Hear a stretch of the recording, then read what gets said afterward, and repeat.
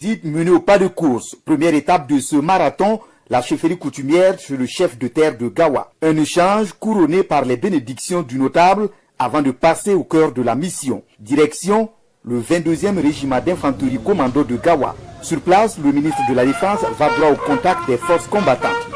Forces de défense et de sécurité, volontaires pour la défense de la patrie et forces de sécurité intérieure sont au rapport.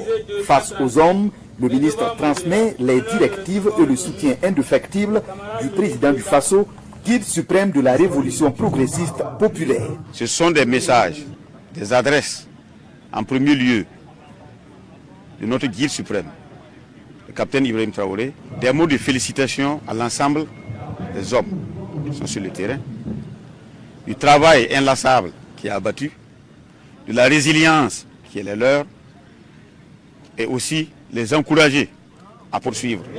Cette présence du ministre sur le terrain intervient quelques jours seulement après la rupture historique des relations diplomatiques du Burkina avec la France, suivie d'une série d'attaques visant 3 localités du pays. Des assauts repoussés avec vigueur par les forces combattantes.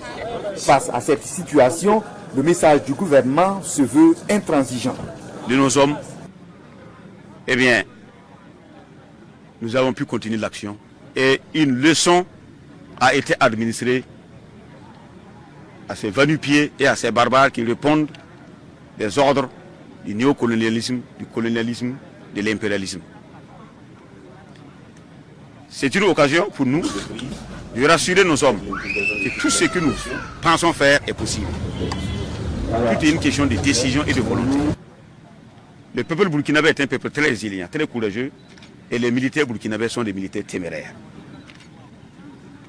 Et nous sommes sûrs que la leçon est bien passée et que l'impérialisme a compris que nous allons défendre notre pays bec et ongle. Je tiens à traduire notre profonde gratitude et reconnaissance à l'endroit du camarade ministre d'État, ministre de la Guerre et de la Défense patriotique pour cette visite qui nous remonte le moral et nous encourage.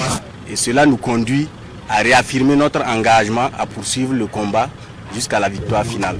Un discours de cadrage d'environ 30 minutes reçu 5 sur 5 par les hommes du terrain.